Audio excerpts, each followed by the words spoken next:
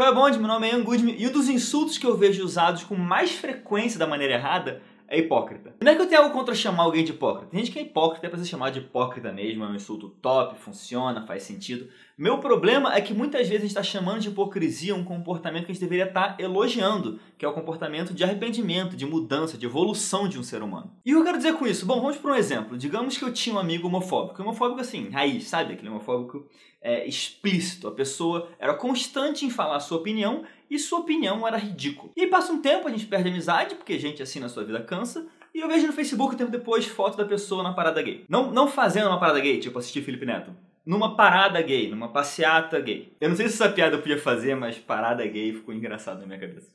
Se você ficou ofendido com essa piada e você quer me dar uma bronca, espera até o final do vídeo que você vai ver como dar a bronca da melhor maneira possível, talvez. Mas voltando, eu vejo a pessoa na parada, na passeata lá gay. E aí eu posso pensar o quê? Safado. Hipócrita safado. Eu sei que ele não acredita nisso, eu sei que ele não valoriza isso, eu sei que ele não quer direitos iguais, eu sei que ele não tá ali com a motivação certa. Ele tá ali para curtir a festa, ele tá ali porque ele quer pegar a mulher, ele tá ali por causa do status social de participar de algo progressista. Eu não sei o que é, mas eu sei que é um hipócrita. E necessariamente eu estaria certo nessa minha opinião? Não. Ele pode estar passando por um processo de arrependimento, de mudança de decisão. Eu não sei. Então eu tenho pensado, afinal, o que diferencia arrependimento de hipocrisia?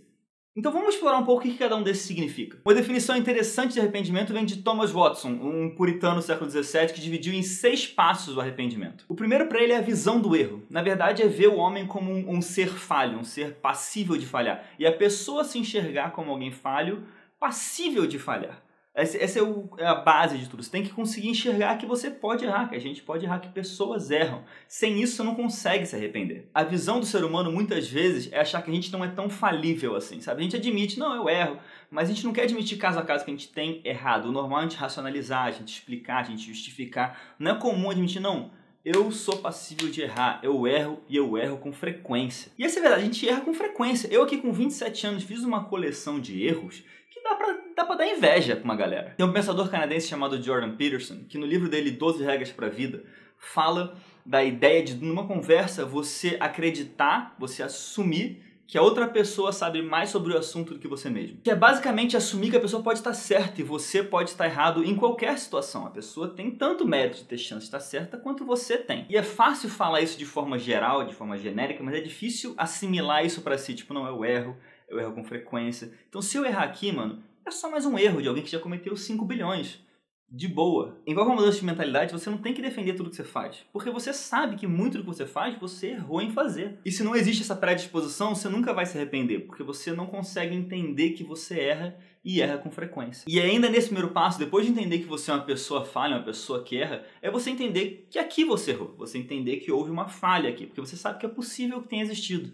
Então você analisa ela e fala, aqui teve uma falha. Que leva ao segundo passo, que é a dor, é o lamento por causa do erro. E é claro que todo mundo tem a dor por causa da consequência do erro. Esse não é o ponto. A dor porque você viu que alguém ficou ofendido, a dor porque você sentiu uma consequência depois que foi pego na sua mentira. Existe, mas o ponto aqui é você ter dor por ter errado. Você sabe que você fez algo que não bate com a sua moral, não bate com os seus valores, e você sente tristeza por causa disso, pelo ato em si. Isso leva ao terceiro passo do Watson, que é a admissão do erro.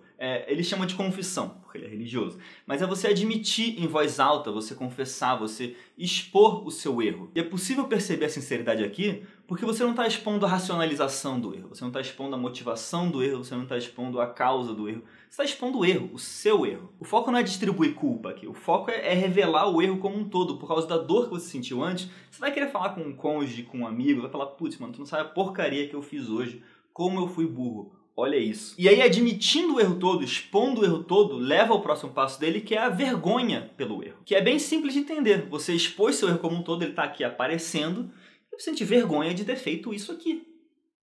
Depois da vergonha vem o ódio apontado para o erro em si. E o erro aqui, gente, para quem é do mundo religioso, a gente chama de pecado. Mas a definição de pecado, que no termo literal seria errar o alvo, é basicamente traduzido como falha, como erro. Então, a gente fala pecado, mas é religioso o termo, mas basicamente significa falhar. Você tem um ódio da sua falha, você tem um ódio do seu erro. E aqui de novo você vê sinceridade baseado em onde está apontado o ódio. Não é apontado em quem te irritou, é apontado em você ter se irritado.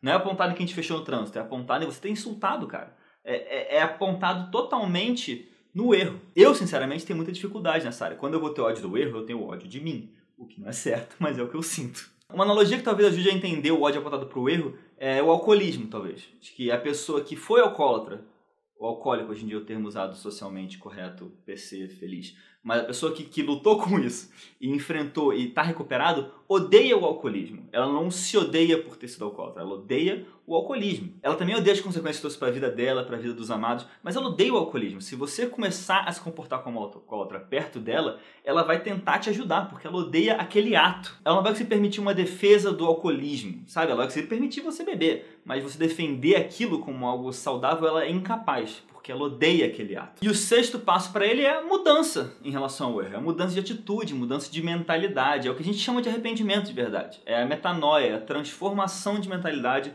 para outro jeito de viver. Então qual é o problema? O problema é que a gente só chama de arrependimento quando a pessoa chega no sexto passo. E antes disso a gente não admite como arrependimento. Então se a pessoa está falando que não mente, mas é pega numa mentira, a gente fala, você é um hipócrita. O que não é certo. Pelo menos normalmente não é certo. A pessoa pode estar tentando, mas ela não chegou no sexto passo. Ela não mudou a vida dela ainda. Mas ela está no processo de arrependimento. Ela não está na hipocrisia. Na hipocrisia, ela vai defender que o que ela fez não foi tão ruim, que ela não gosta de mentira, mas aquilo foi uma mentirinha branca, mas naquele caso não se adequa, mas teve justificativas, teve outros motivos.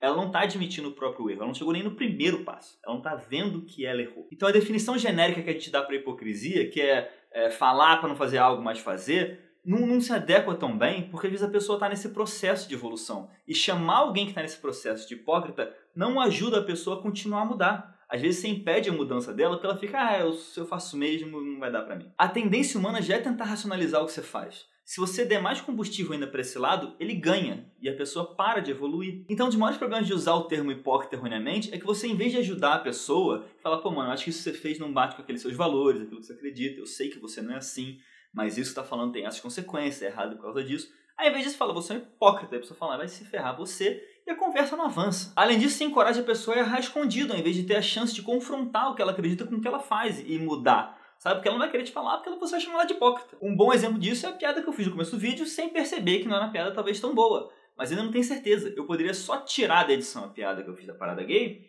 e não ter problema na minha vida. Mas eu prefiro errar em público. O que eu quero dizer com isso? Eu prefiro errar aqui e alguém nos comentários me explicar por que eu errei, por que foi ofensivo, por que não foi bom, e eu poder melhorar como pessoa e mudar, do que eu ficar errando escondido, errando sem a câmera e aí nunca crescer. Então se você quer me criticar pela piada que eu fiz, me critica, mas me explica, tenta me ajudar a ser melhor, ao invés de tentar me botar pra baixo por ser errado. Porque errado, querido, todo mundo é. Poucos sabem as opiniões lixo que eu já tive na minha cabeça, que eu não tenho mais porque alguém veio e me falou. Então fique à vontade para qualquer coisa que eu falo, em qualquer vídeo, qualquer rede social, qualquer coisa, falar comigo e me ajudar a tentar ser melhor. Mas esse ainda não é o maior problema que eu vejo de confundir a hipocrisia com arrependimento. O maior problema que eu vejo é interno.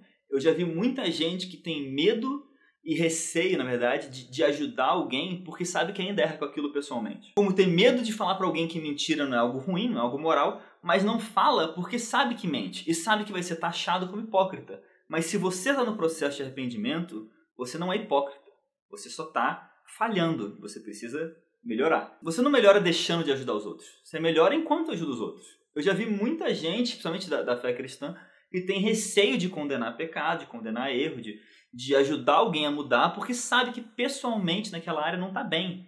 Naquela área a pessoa está falhando. E eu entendo, eu senti isso, eu sinto ainda muitas vezes. Mas sabe o que eu faço? Eu falo, não, eu estou em processo de arrependimento, estou tentando melhorar, quebrei minha cara, posso até usar como exemplo para ajudar essa pessoa, mas ela precisa mudar também. O que é certo e o que é errado. Se eu fiz o que é errado, não muda o fato que é errado. E não muda o fato que eu falar que aquilo é errado é certo. Estou dilmando hoje, está sendo redondinho. Então, por favor, se tem alguém que você conhece que precisa de ajuda numa área e você não está falando que você tem medo de ser visto como hipócrita, para de fazer isso e ajuda as pessoas. E se você está vendo alguém que talvez esteja sendo hipócrita, tenta conversar e ver se é isso mesmo. Se a pessoa está em processo de arrependimento, que ajuda. E se ela é hipócrita mesmo, aí sei lá, aí você decide. Aí, sei lá, aí é casa a casa, aí você pede conselho de alguém aí mais próximo, porque eu tô longe, eu não conheço a situação, e eu não sou maluco de dar conselho específico quando eu não sei a situação específica. Né? Beleza, eu tô em paz em publicar isso. E se você não curtiu o vídeo, não se inscreveu, não tocou no sino, não compartilhou com ninguém, se arrependa e faça isso.